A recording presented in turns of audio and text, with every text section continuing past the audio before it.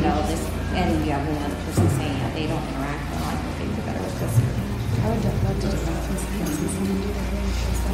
I have fun.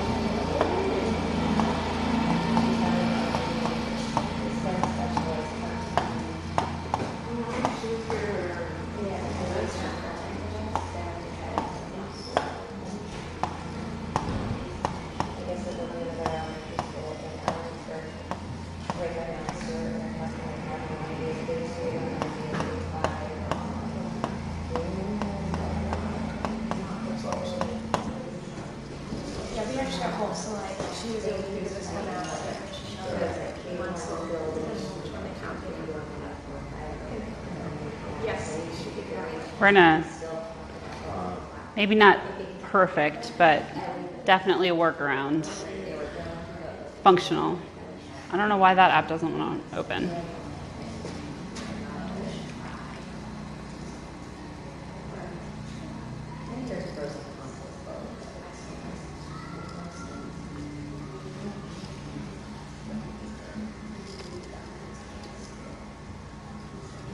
There we go.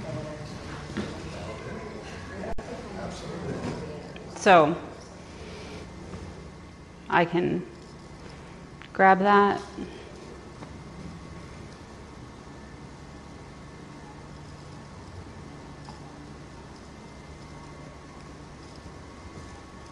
Then I can install this because I told it to.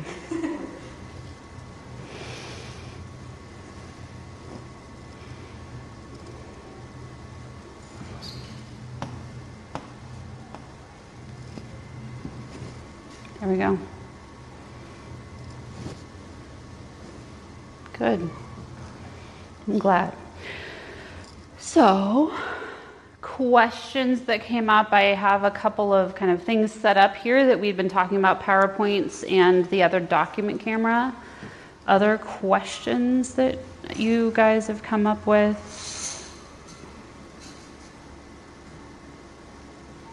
Ooh, this is a stupid question. So sometimes when I go to play a YouTube video and I try to hit that little square thing to make it be full screen, and I tap it and it goes full screen and it shrinks back to small screen, and then I tap it again. What am I doing wrong? Nothing. Okay. So are you using Chrome or are you using the YouTube app? The YouTube app, or through just the internet. So The World one. right, typically going through the app is going to give you a better YouTube experience.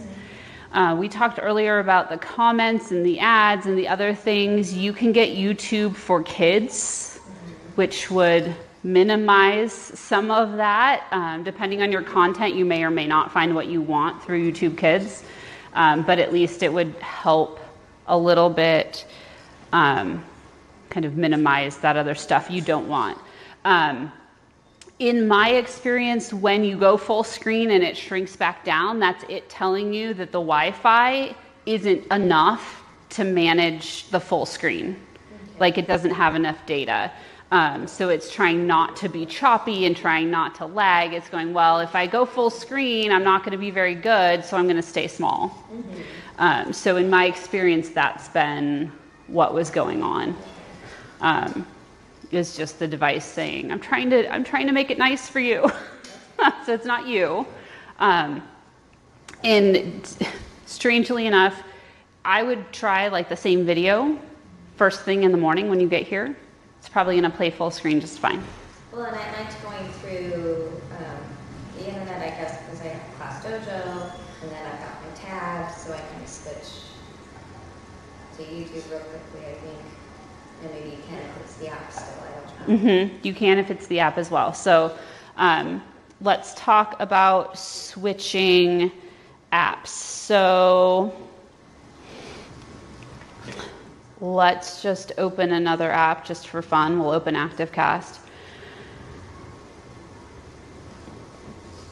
So if you swipe up when you're on that OPS, if you swipe up and press the square, it's just like double tapping the home button on your iPhone. So it'll show you all of the apps that are open. So I can switch from my web browser to ActiveCast or to YouTube and back to my web browser. So if I swipe up, I can switch to my other app. The square is also where I can close apps. So if you're really using a bunch of apps, coming here and pressing this X in the middle is a really good thing to have a student do at lunchtime and at the end of the day. It's not going to hurt anything. It's just going to make sure everything that you've been using gets closed, and then you get to open it up again and make sure that you have a new recent version of it after lunch. So it's a little bit just like closing everything on your computer and not having 50 apps open at the same time. So again, that's swipe up and you'll see the square, and then you'll see all of the apps that are currently open. So that's a lot like being in your web browser and being able to click between the tabs that you have open. And you see even the web browser came back and reopened all of those tabs I had open before. So a little bit like doing this, having that other app open. The other thing that this does, the web browser tends to do, is the web browser tends to kind of reload every time you close it and open it again. The YouTube app won't do that. It'll kind of stay where you leave it and won't kind of refresh itself every time you come back. Can you download the YouTube for Kids on the Promethean panel here? It's online. You can download it on the OPS. Mm-hmm. So definitely a good thing. A couple of things that we talked about earlier. We talked about that document camera that's plugged in with VGA being here in source.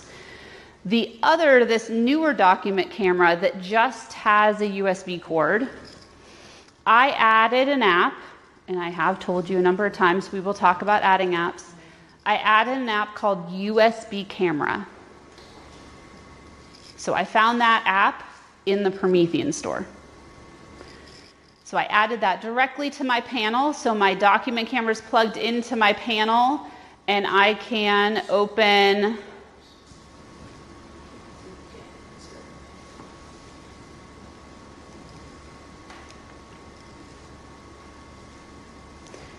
let me go home first.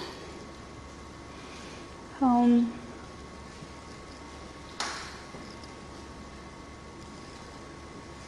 I can open that USB camera.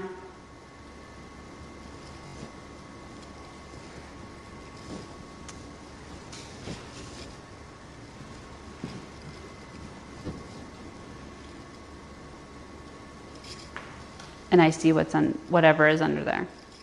So just like on the web we could capture or we could annotate, we can do that with that USB document camera as well. Just make sure when you try to open that document camera, you hit this home button and you start here.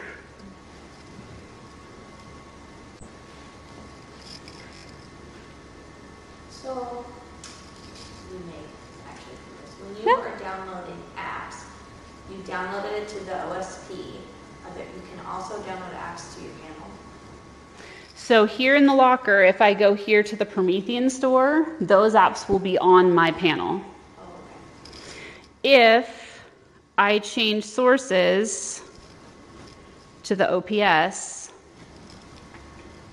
so I go home here, start at this home page, see all of my apps with the waffle. In the internet, I have the Google Play Store. The Google Play Store apps will live on that OPS, the Android device. So anything you could find, like YouTube Kids,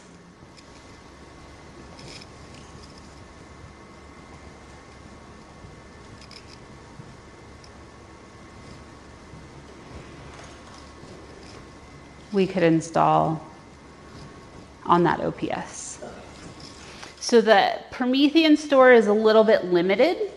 It has education-focused apps that Promethean has kind of compiled for you. It has all of the Microsoft apps. So it has PowerPoint and all of those things. It has things like the USB camera. It has all those kind of basic useful things. It doesn't have all of the apps that are in the Google Play Store. So it kind of depends on kind of which you're really looking for. So can you show how to add it as a bubble? Yeah, absolutely. Well, I won't show you. I'll walk you through it. Is someone brave enough to come up and do it? It's really easy. So just like your phone, this is just like a big Android phone. So just like your phone, when you want to change something on the home screen, you press and hold. So if you press and hold over in the middle of those circles, it says Add Bubble. So click Add Bubble. There are only 2 of these that I ever used, and it's these 2. Sorry, make you redo that. It's good practice. Add a bubble. Generic app, which would put a bubble for YouTube Kids, or a folder. Just like on your phone, you can put a bunch of apps in a folder. You can do that here. So perfect. So then can I remove it? So press and hold on that app. Got it. You went to generic app? Mm-hmm. So generic app is an app where a folder is like maybe. So in our building, a lot of them were doing like the wallpaper or the whiteboard and then inserting the You'll Achieve poster and then writing it and then screenshotting it to save it for later so that they could add to it and not have it on their boards. And so maybe you could add the folder that is full of all your You'll Achieve stuff. So the folder also, if I have Google Slides and Google Docs and Google Drive, I could put all of those in one folder. Just like on your phone, you put all of your game apps in one little circle so they don't take up your entire screen. Can you show us how to do that? Yeah, absolutely. So if you press and hold and say Add Bubble and say Folder, then when you click the folder, there's a plus sign. We'll choose Generic App, and you can put anything you want in there. So then I have to download Right. So Google Docs onto that. Right. So here's YouTube Kids. We could put in that folder. Okay, that's cool. So now that folder can have a bunch of things in it. So can you actually add like a file, like a picture? Or is it just the apps? You could. You more likely would add wherever that file lives. Okay. So if I'm going to access files like that, I probably would have them on my Google Drive, and I would just have Google Drive in that folder. Okay, that's good. Does that make sense? So in those tutorials, so if I swipe up and use my square, go back to my web, in these videos and resources, there's a video about adding bubbles to the home screen. So if you don't remember, you want to review, there's videos there. Adding bookmarks. You can add bookmarks to your locker so they appear in your locker. You can also add bookmarks to that home screen. So you could have a folder of all of the curriculum bookmarks that you use so you don't have to go search for them each time. So they're already there and ready to go. Has anybody tried that website? I'm on it. Oh, it recalibrated. Never mind. When you first click on it, it said like error, and then when I waited a while, it popped up. Oh. Well, here, I'm going to say no thanks right here. So there's the link down there at the bottom. So lots of useful things here that we'll continue to talk about, Promethean apps and such things. So let's go home. We can also add, from that Promethean store, I added PowerPoint. So the question was, how can I leave PowerPoints for my sub? So I put some PowerPoints on that orange USB drive. Of course I'm going to allow that to happen. Of course. This is a great reason why you open apps the first time, not with kids in the room, because it asks you all kinds of things and has to get things ready.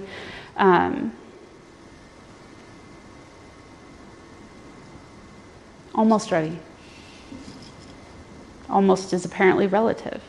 Oh, all done. And you could put PowerPoint in one of those bubbles, so it's a little easier for them to access. You could do that as well. So here, let's see, I don't want to do any of these things right now. So I want to open other presentations on this device, on the SD card. Of course I'm going to allow. Silly. So there's my USB, and I can find, do we see one of those? There's PowerPoint.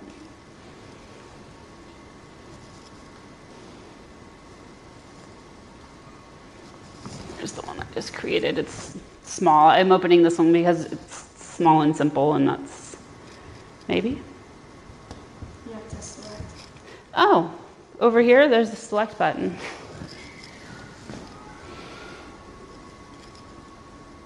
So it will be over here now. Lesson 4 sub, PowerPoint.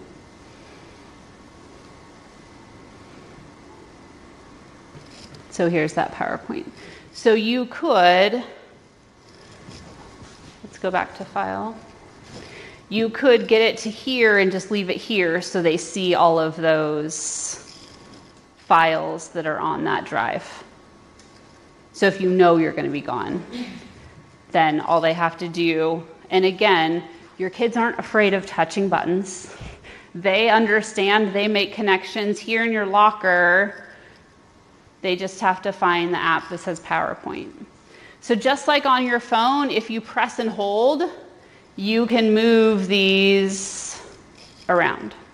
So you could put those up here on the top row that you use all the time, or that you want a sub to find easily. So the little arrow here in the locker, all of those apps will be here. So there's PowerPoint right there. So that's one option of how you could easily set things up for a sub. They wouldn't have to know logins. They wouldn't have to worry about that kind of stuff. And then when they open PowerPoint, they just come here and they could find those apps. So just like when we were on the OPS, we swiped up to see all of our apps. When we're on our panel right here, it says recent apps. So when I click that, I see all of those apps that are open, and I can just click the X to close them.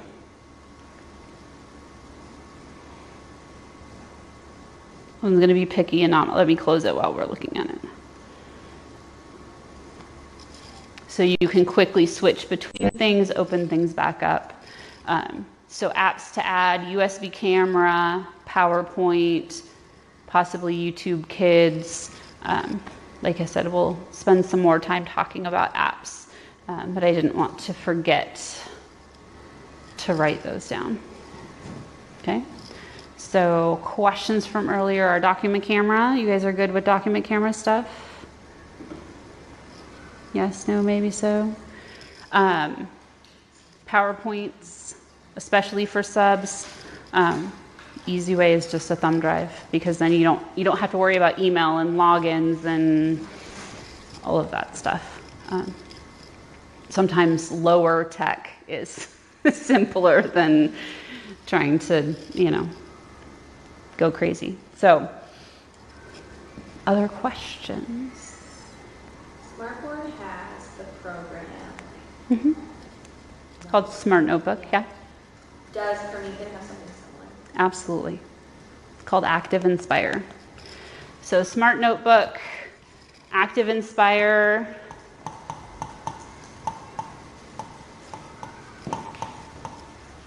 Has to be on your Mac.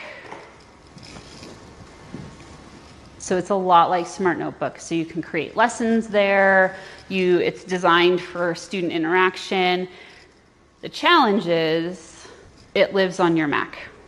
So we get back to when a sub comes, how do I deal with that? Promethean also has an option called Classflow.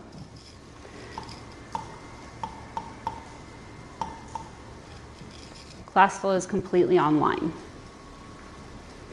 So that means it would work on an iPad, it would work on your Mac, it would work on a Chromebook, it'll work anywhere.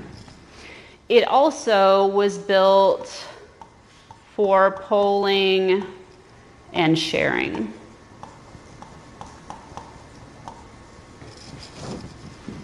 So ActiveInspire was built, I started using ActiveInspire almost 15 years ago. That's a long time in the software world and computer world. 15 years ago, classrooms didn't look like they look today. But that's kind of where ActiveInspire came from, and I love it. It's a great piece of software. It comes with your panel, so you're welcome to use it. I would encourage you to consider using Classflow because it's online, because it has the ability to do polling, to interact more with students, because it's more friendly to more devices. Both of these will import Smart Notebook,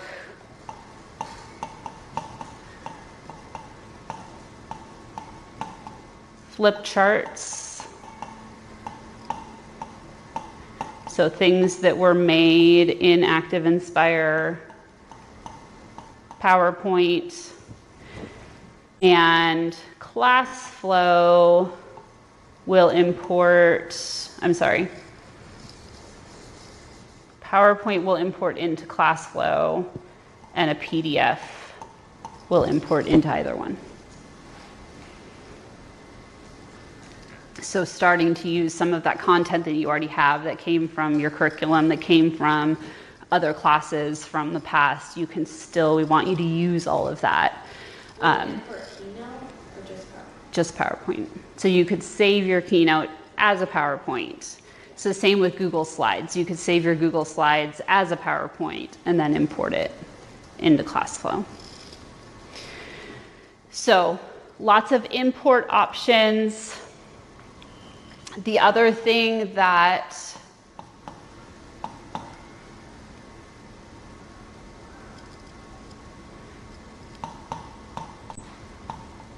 exists is the marketplace. So this is on Classflow. You can find ActiveInspire flip charts, Classflow lessons, activities. These are already built in, so they're lessons that you can do with your Promethean. Mm-hmm. Can you find this when you go to Classflow? Mm-hmm. So if you go to Classflow, and we'll talk about that this afternoon, there is a section of Classflow called the Marketplace.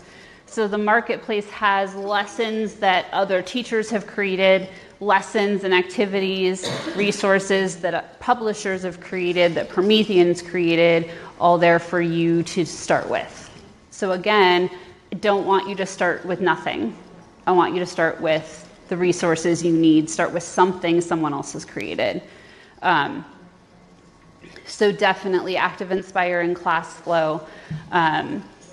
Like I said, if you're not already familiar with ActiveInspire, I do kind of encourage you to consider just seeing how Classflow feels.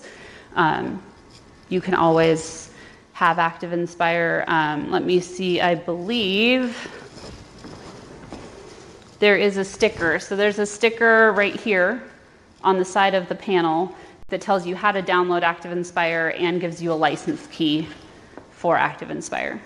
So if you decide you want that, you want to see what it looks like, try that. There's a sticker right there that tells you how to do that. So the licensing for both of these come with your panel. So there isn't any upgrade fees, there isn't any licensing fees. That's all included with your panel. So you are more than welcome to use either of those. My tentative plan for after lunch was to spend some time in Classflow looking at what's there and what it does and how we can use it, and kind of getting started with some of those tools. But before lunch, making sure we kind of had an idea of kind of what the panel itself can do before we start adding on some of those other things as well. So we've spent some time here in the whiteboard. I did show you that resource that labels out all of the tools in the whiteboard, but I want to go through and look at some of them with you so that we can talk about them. We talked about a little bit about the 3 dots at the very top. Those are your save and your open options. The other option there is export. So I heard you talking about saving, so you could add to it later. The other reason that I might save is so that I can share it with my students, so that they can refer to it while they're doing their homework or doing their assignment or something like that. So export to PDF is going to give me a file that I can actually share. When I save my whiteboard as a PWB, a Promethean whiteboard, which is great on a Promethean whiteboard. It's not very useful anywhere other than on a panel. So you could save it and you could share it with other teachers. You could put it on a thumb drive just to make sure you keep a copy of it, but it's not very useful to share kind of in general. So that's where the export option, export to PDF. So that's that kind of file that pretty much anyone can open. So if I want to send something to a specialist, I want to send something to a parent, I want to send something out to my students so they can refer back to it, export is probably the better option. So export gives us 2 options. Screenshot. This, what we're seeing right now, is your screenshot. Below screenshot is Canvas. This right here is my Canvas. So why would I want a screenshot versus a Canvas?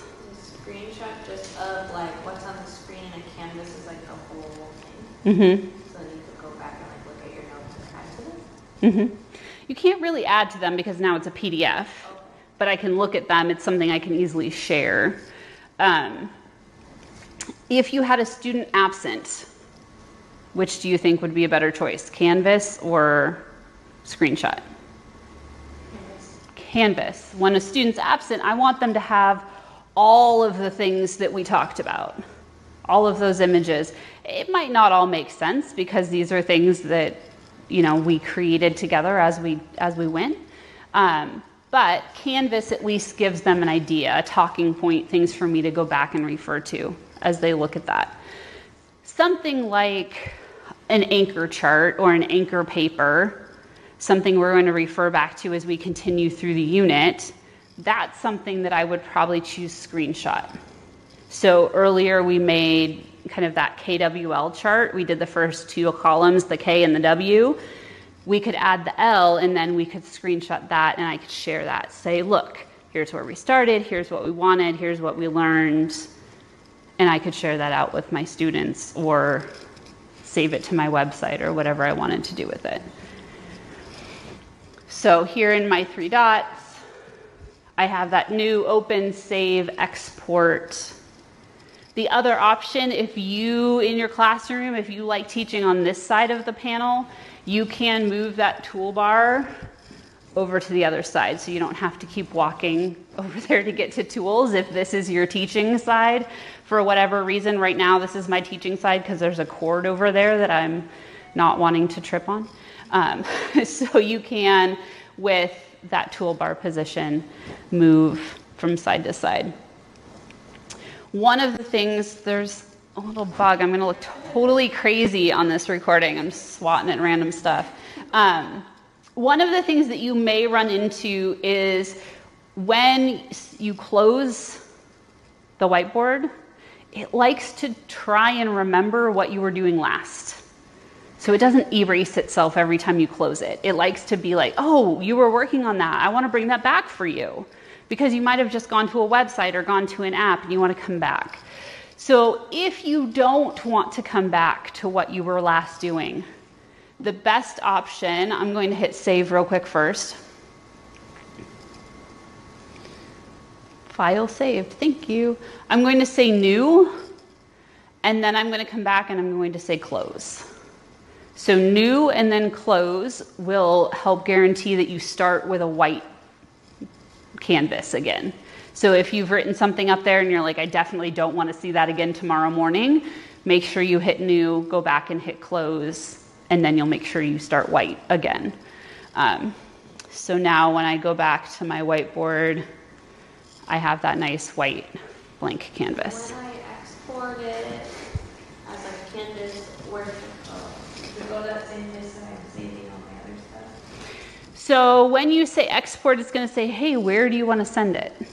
So I want to save it on my device because I have that USB plugged in. I have the choice of saving it on the panel or on that USB. So you can decide where you want it, what you want to do with it at that point. If I have Bluetooth.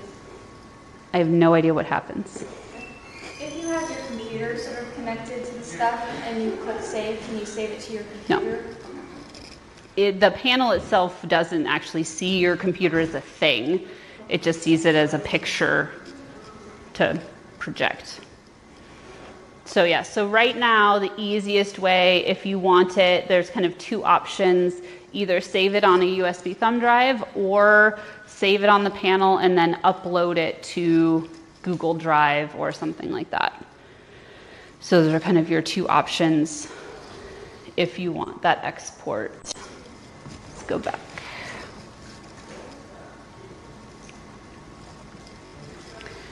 So we'll open that whiteboard. There we go. So 3 dots below that you have save. Below that we talked about our 2 sides so we can compete. When do you guys think you would use this with kind of 2 sides, 2 different things going on? For comparing is just an easy Venn diagram. It's an easy, like 2-column chart. Yeah. Yeah, for sure.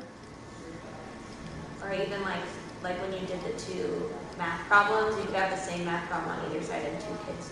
Could you have them writing at the same time? Mm-hmm. Come up and like do it at the same time and show 2 different problems. Absolutely. So anytime you want more than one student writing at the same time, it's nice to do this because then each side doesn't have to write in the same color. So there's a little less conflict that happens. The other thing we talked about is then the erase doesn't erase anything you wrote beforehand. So I apologize. I think that's my other phone. We're just going to ignore it. So has anyone clicked the button below the 2 heads? The one that looks kind of like a hashtag? What did you find there? Do you want to come show us? Do you want to come show us? No? So those are your backgrounds. So you have options. So as a teacher, I had white flip chart paper, and I was always jealous of that teacher that used her money and bought the chart paper with grid lines because I wanted grid lines too, but I didn't want to go have that other piece of chart paper sitting around my room. So you can have grid lines. Also in those backgrounds, you have just horizontal writing lines.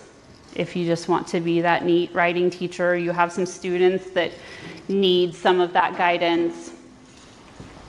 You also have lined paper. So for that handwriting for the younger kids. I love this paper because at the beginning of the year, we can start really big. And as we go, I can up that challenge level either by student because they're ready, or by the end of the year, our goal is that we can write on this size lines. So being able to do some of that scaffolding with those I think lines. it's still split the screen. Mhm. Yep, so that's just the background. That's just what your paper looks like. So we have lots of different options here. We also can decide that those light blue lines, they're just not dark enough. I mean, they're nice if you're standing up here and writing, but not helpful if you're in the back of the room. So you can decide with those lines what color those grids are. So if those are the grid lines, what do you think the circles are? Background colors. Most obnoxious background color ever. I mean, it matches your shirt, Summer, which is awesome, but not necessarily awesome for the background. This one, not bad. Honestly, one of the ones students love the most is this. Because now when I put blue lines, they're like fluorescent. And it's cool, it's like neon. So neon lines are awesome. So we can start and we can choose something like yellow.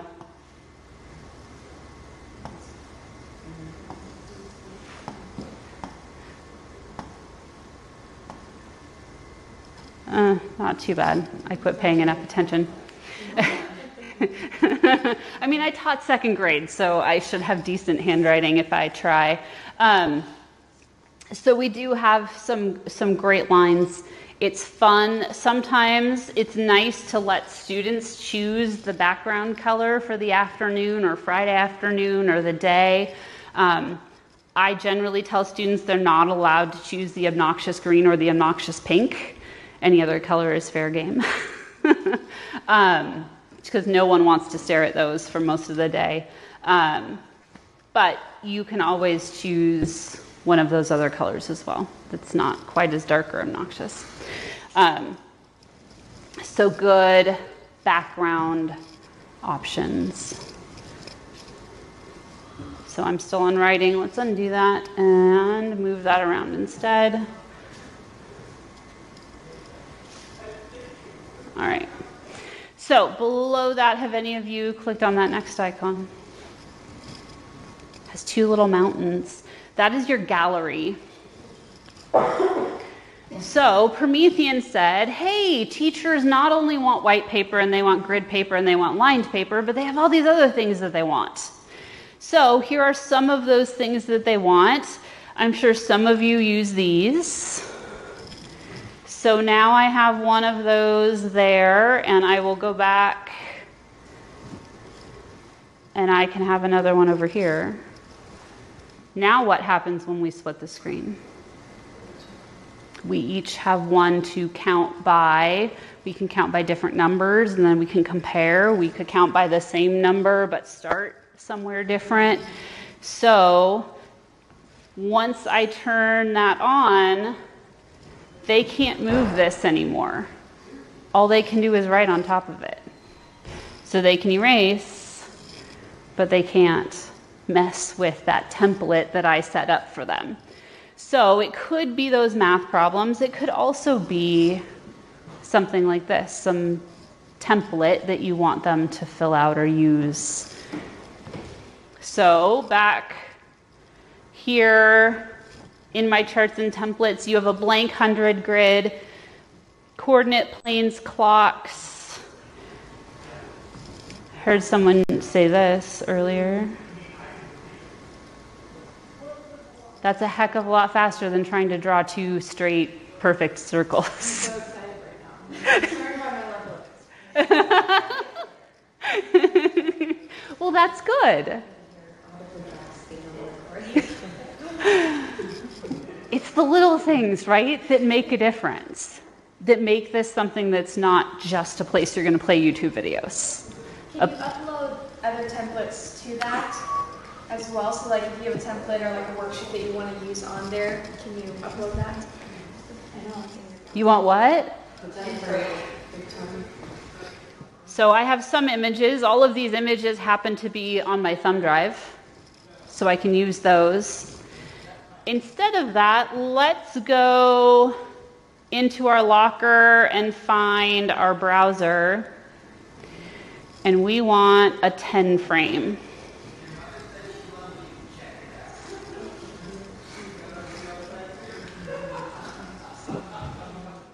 I want an image.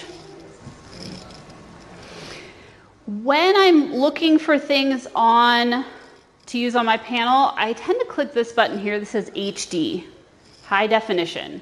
Things that have a higher quality to start with are going to keep that higher quality no matter how large I make them.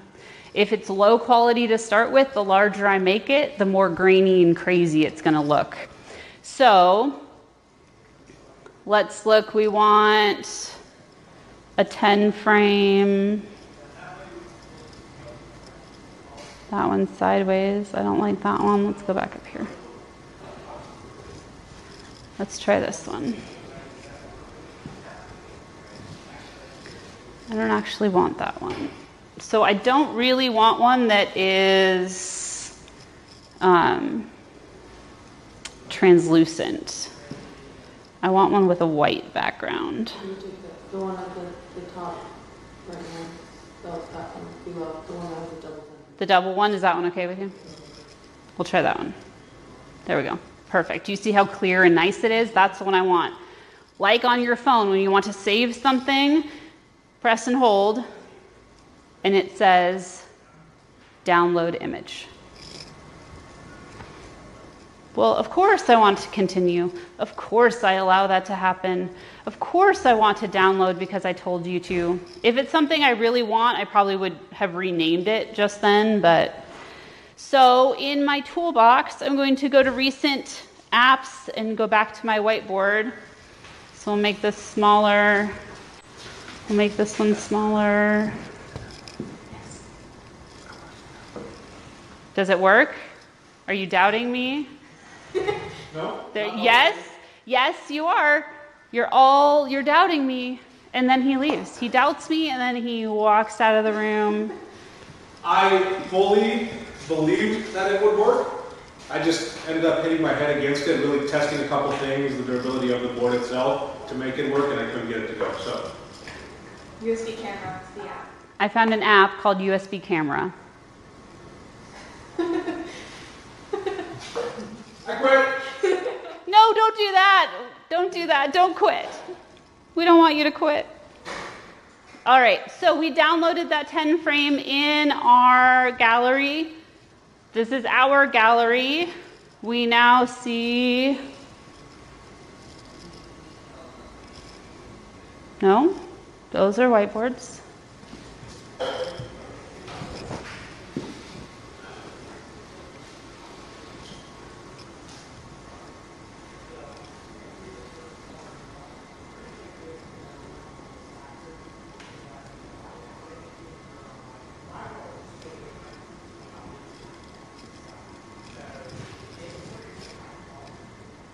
Back to our gallery. We still don't see that?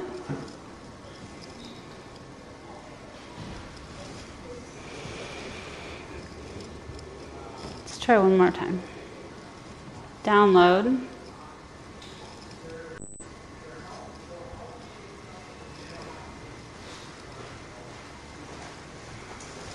Ten frame.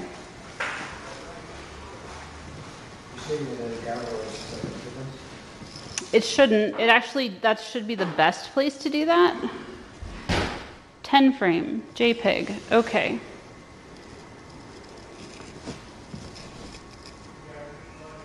There it is.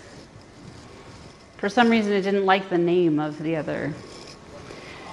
So here, now I have that 10 frame. So it's in that gallery. One of the things, the reason that I wanted the one with the white background is because now when we write in it, the writing moves with it. So we can resize those 10 frames, add them up, put them together. So anything that you might want, so from the Chromium app, if I want let's do a Washington.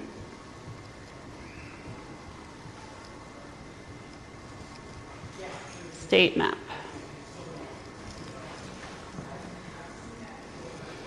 Images, HD,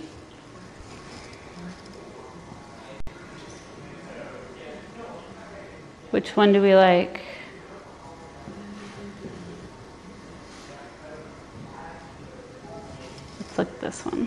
physical wall map. Oh, that looks pretty cool. So again, if I press and hold, I can download the image. So when you download, those are often things you want over and over and over and over again. If I just want this once, I can say share. And where do I want to share it to? I want to share it to my whiteboard. So if you only want it once, you can grab it just that once. If you want it over and over and over again, when you press and hold, you'll want to download. So those are your two options depending on how you're going to use that resource, that image. Does it download to those same folders that like the whiteboard pictures? Mm-hmm. So when I say download image, I actually told it by default to go to the downloads folder. Just like on your computer, when you download something, it ends up in the downloads folder. So let's go back to our whiteboard. Say we wanted a couple of these so we could talk about different paths that explorers took. So now in our gallery, I also have that physical map that I can bring back up. Can you just like on the 10 frame, can you crop backgrounds? No, you cannot crop these. The only way to crop is to use the capture tool, and that's only going to crop it for that one time. So you would have to crop it every time, which would be ultimately very annoying. So it's best to find that perfect resource. So let's go back to Chromium, 10 frame. So let's do blank and see what we find.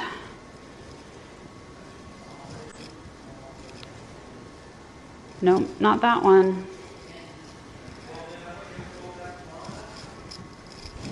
No, let's see, what about this one? So that one has less around it, so this might be a better one to save than that other one. So that's a great thing to think about, is what all is there when I'm saving it.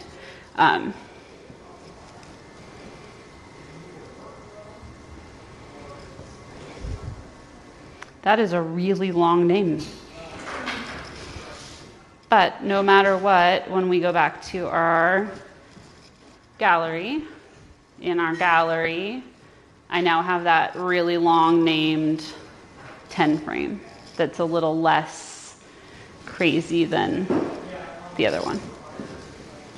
So it's a great thing to think of. Make sure you have that high resolution image, but also make sure that you have whatever you want cropped out and not a bunch of extra stuff. Okay. How do I get rid of any of these? Do you guys remember? Click hold it.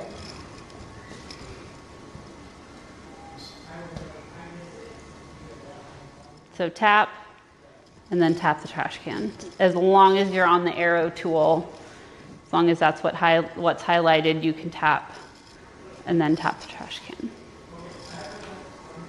Okay. So lots of cool templates, things that we would use. So how would you use one of these templates in what you teach?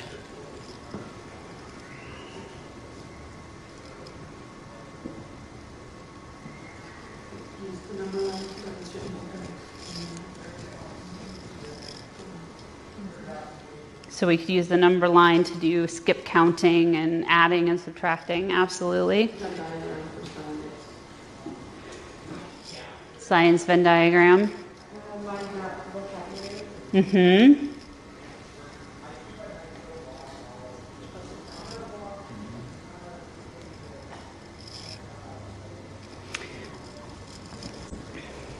So let's look at this mind map for a second.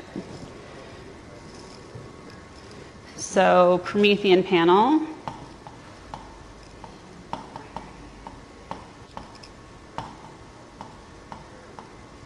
Who can tell me something about a Promethean panel?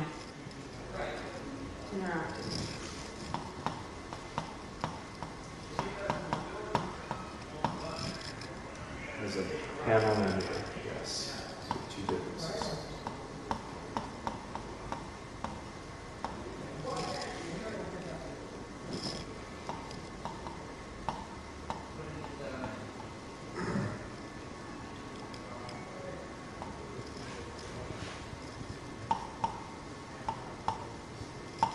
Like multi-touch. Did you say 15 touches or 17?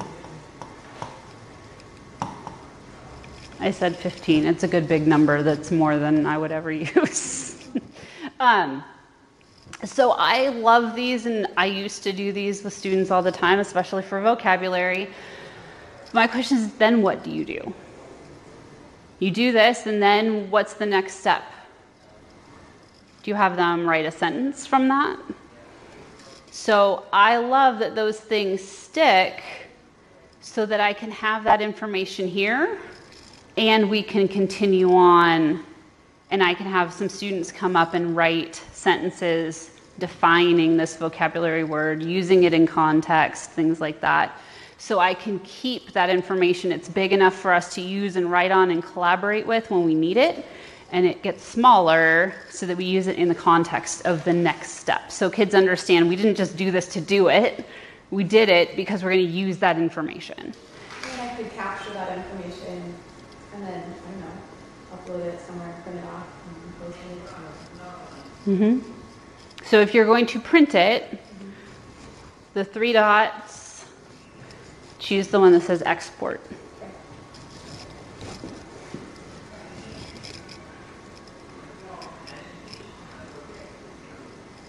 So lots of context and building.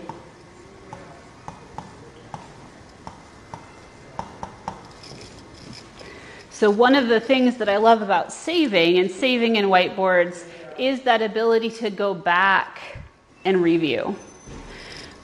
When I was teaching, I taught 2nd grade, and the 1st grade teachers all said, oh, the kids can write in complete sentences. I see a 4th grader teacher shaking their head.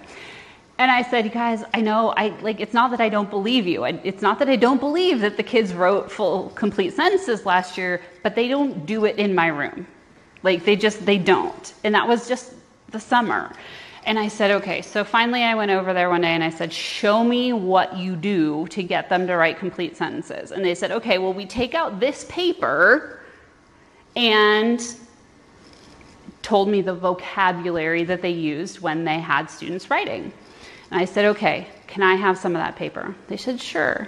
I took it to my room. I gave the kids that paper. I used the same vocabulary, and guess what? They all wrote complete sentences. I was like, I believed them. I was like, I knew they could, but they hadn't been able to generalize enough to step away from that specific piece of paper and that specific vocabulary and apply that knowledge in every instance of writing.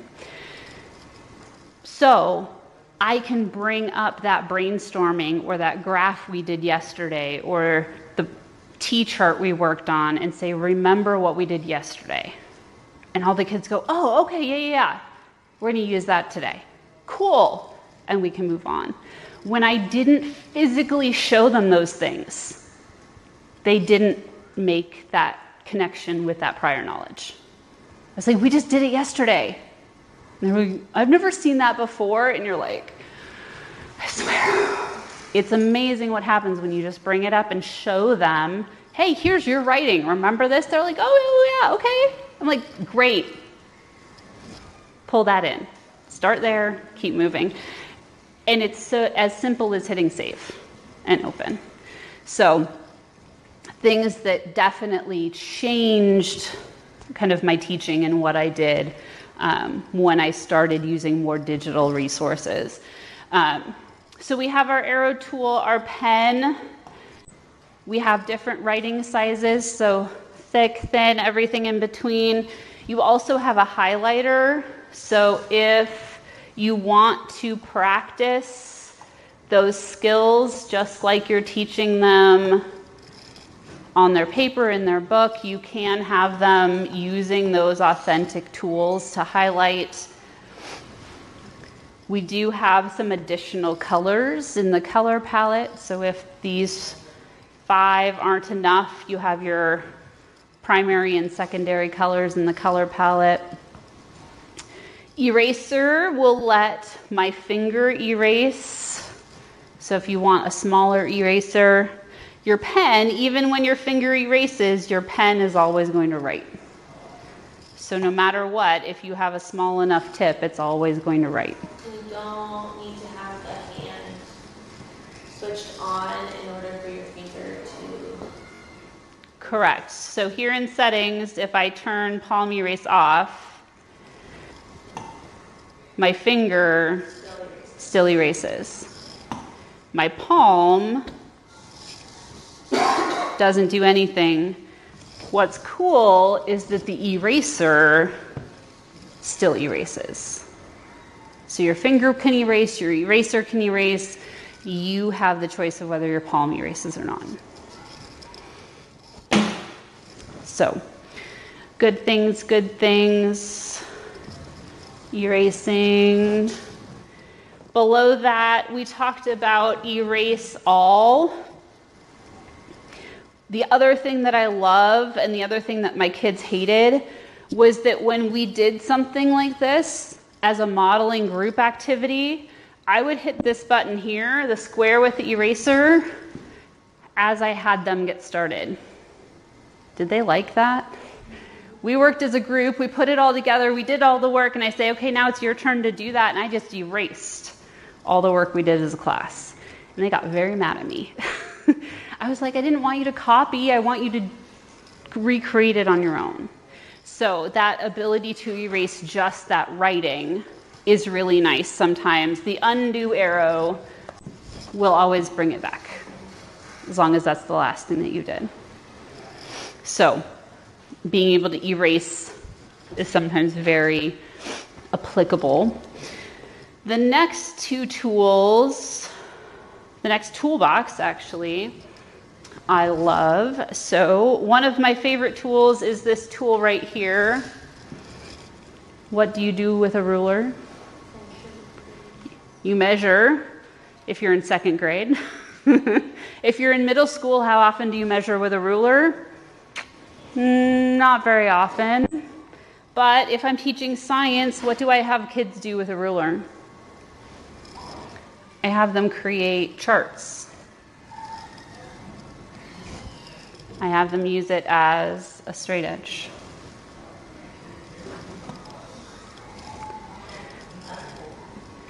So these tools are designed to be as authentic as possible.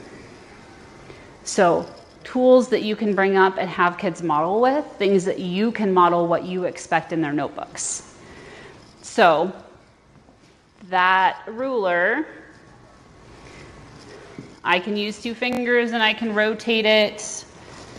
With my pen, I can draw as long as I click right along the edge. Let me make my pen a little bit thicker so we can see this happen. You see it start writing along the edge. So you don't have to really think about it. As long as you start on the edge, you're going to stay on the edge. So then I can move it and I can draw another line so you can start to model some of those things and not get your hand. I always picked up the yardsticks in the room and they were all had the marker from the whiteboard on them, and I'd end up with marker lines all over my hand. It was bad.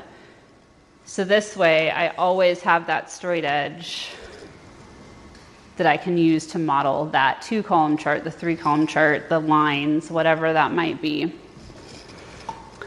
So that's your ruler. Do any of you teach angles and protractors? Not yet. Someday.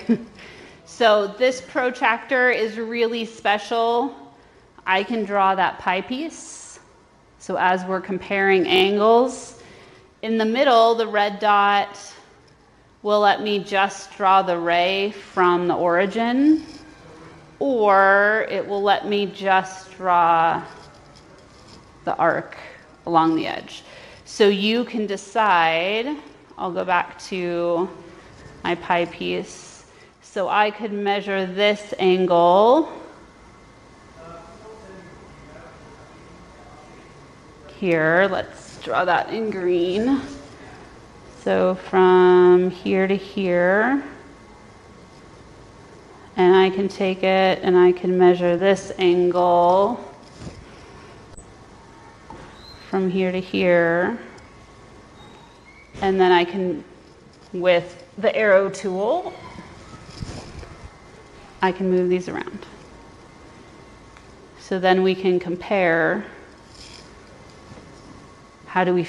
what do we know about those angles. I used to have to cut these out with scissors and like try and move them around under the document camera, and I used to rip corners off of shapes when I taught 5th grade. It was bad because they went everywhere.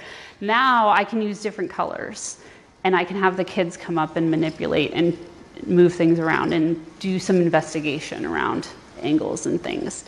So again, using this as that kind of next step tool. How can I make what I've been doing a little better? Questions about the whiteboard tools? Exciting? Good things? I have 2 more really good things, and it's only 10:30, so we have plenty of time. 2 more really good things, and then we'll take another break. We talked a little bit about ActiveCast, about wireless sharing.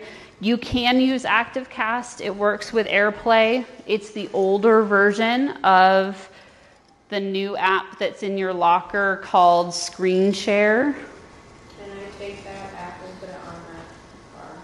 Not yet. Eventually, Screen Share will replace ActiveCast on the bar. I can move this over here to the first page so that I have it over there. Is there a period of time when that will sort of shift over to ActiveCast, put ActiveCast over to Screen Share? I don't have a timeline. I know that Screen Share has only been out since the middle of August, so like a month. So they're continuing to develop. There's a couple of things like the use of AirPlay that ActiveCast has that Screen Share does not. So until we figure out what that looks like, they're going to kind of coexist. So probably not in the next year or so it will change. Possibly in the next year or so, but I would go close to a year, kind of. Would it, like, if I did an update on my Promethean board, would it automatically change that when it does happen? Yep. So when we phase out ActiveCast in favor of Screen Share, an update to the panel will just automatically make that happen. So ActiveCast and Screen Share being very similar purpose. We talked a little bit about Screen Share and the need for that app. In Screen Share, and we can make sure that we get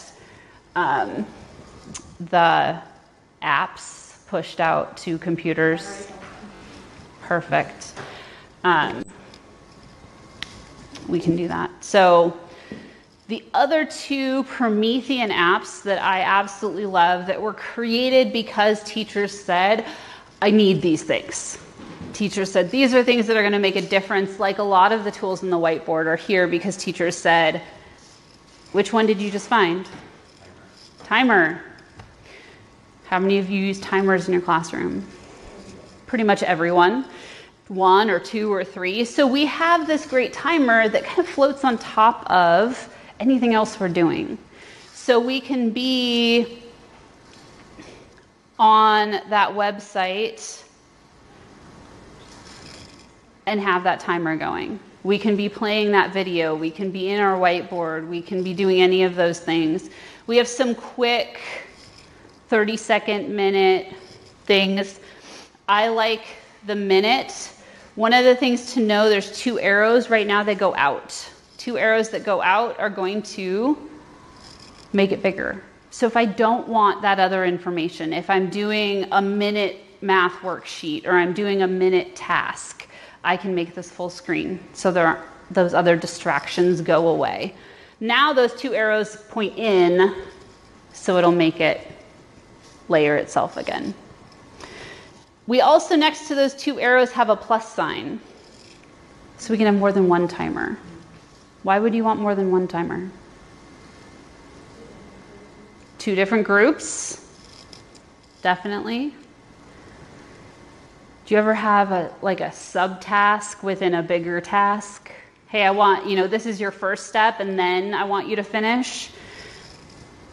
Your first step, you need to have your rough draft done in 5 minutes. Work time is over in 15. So it helps you not have to manage that as much because students can see what's going on. I also love the idea of a minute or 2 or 5. This is independent work time. You're not getting up, you're not sharpening your pencil, you're not talking to your neighbor, you're not asking me, most importantly. This 10 minutes, this is your work is done. So they know after that first timer goes off, I can go and I can use my other resources. I can ask a neighbor, I can ask the teacher, I can do whatever I need to do. But for that first minute, I need to sit and try by myself. So you don't instantly have those kids at your side going, I don't understand. It gives you that time to breathe and kind of make sure everyone's started and going in the right direction. So not only do we have a timer, but in settings, I can make this an analog timer. So as we start learning about telling time, as we start having some of those students who really need that physical, so we can change this and I can make it 15 minutes. So we can really start to see that change. And for me, the other thing about timers is just being honest with students about time. Because when I was teaching and I said, okay, we're gonna read for 5 minutes, silent reading, ready, go. How long was that really 5 minutes? It was maybe 3 some days and 15 other days. And at some point as I started talking about timers, I realized that wasn't fair to my kids. As they go out to recess and they're told you have 15 minutes to play. As they have a test and they're told you have 20 minutes to finish this section. I wasn't being fair because I wasn't being honest with them about time. I wasn't helping them learn that life skill of time management because I don't think there's anything wrong with saying, hey guys, if we get to 15 minutes and everyone's still quiet, then I'm going to add some time. I don't think there's anything wrong with that. I think it's better teaching than saying 15 and letting it be 25, which I did all the time.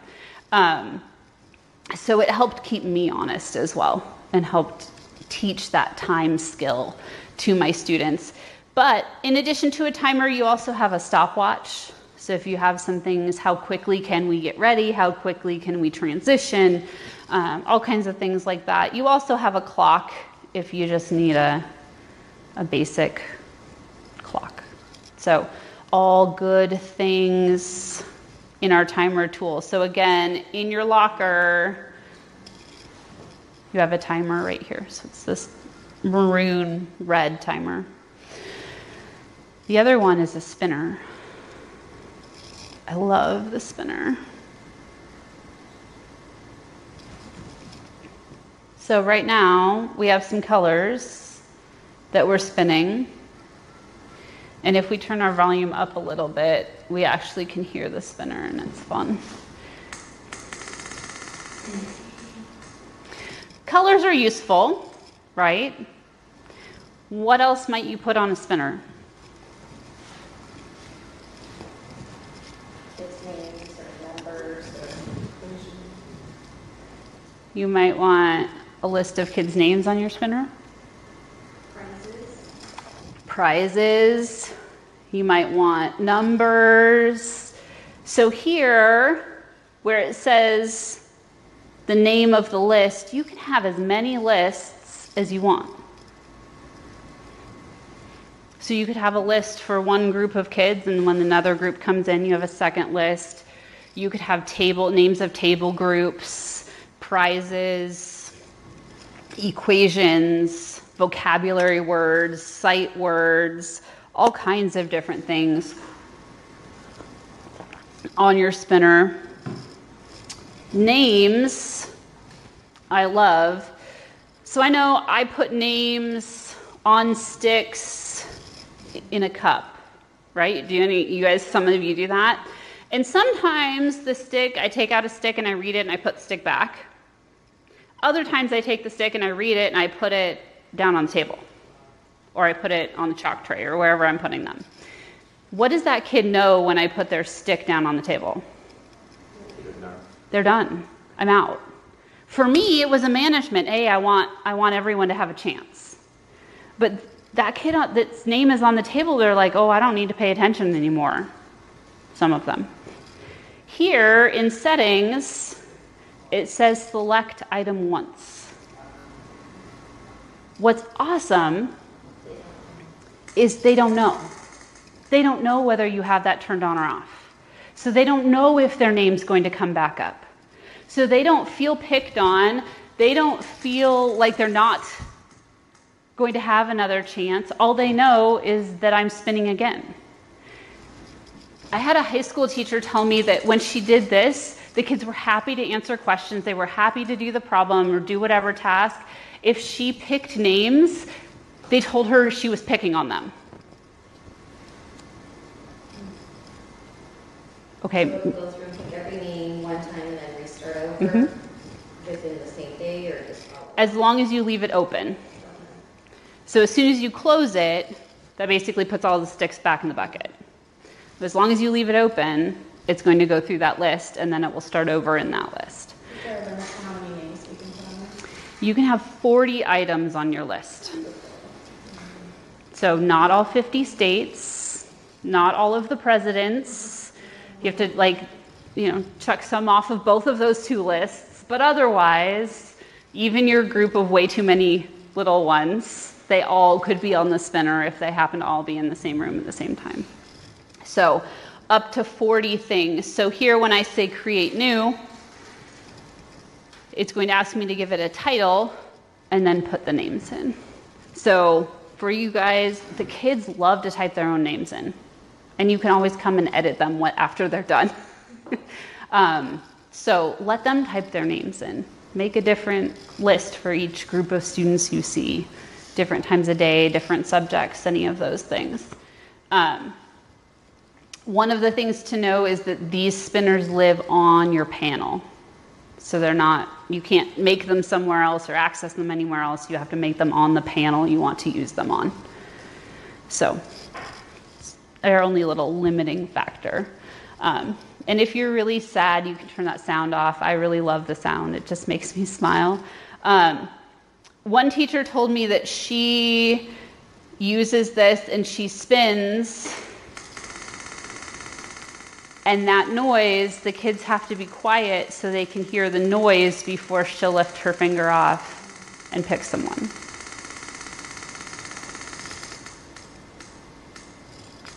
So how can we use these as different pieces of management? How can we work these things into what we're doing anyway in the classroom? Sometimes I make that disappear and then there's another way. Down here in recent apps, I can always just close the spinner, I think. Or not. There we go. The spinner was in the locker. So that's already on our community board. That's something. Nope. It'll be there. So you'll have your spinner and your timer.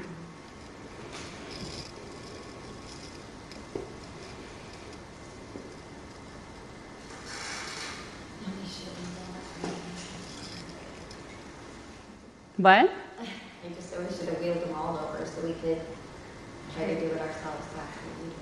Why don't you come up here and do it yourself? I promise I'll turn this off. Because it naturally doesn't work when it's my own. Because I'm in my room by myself.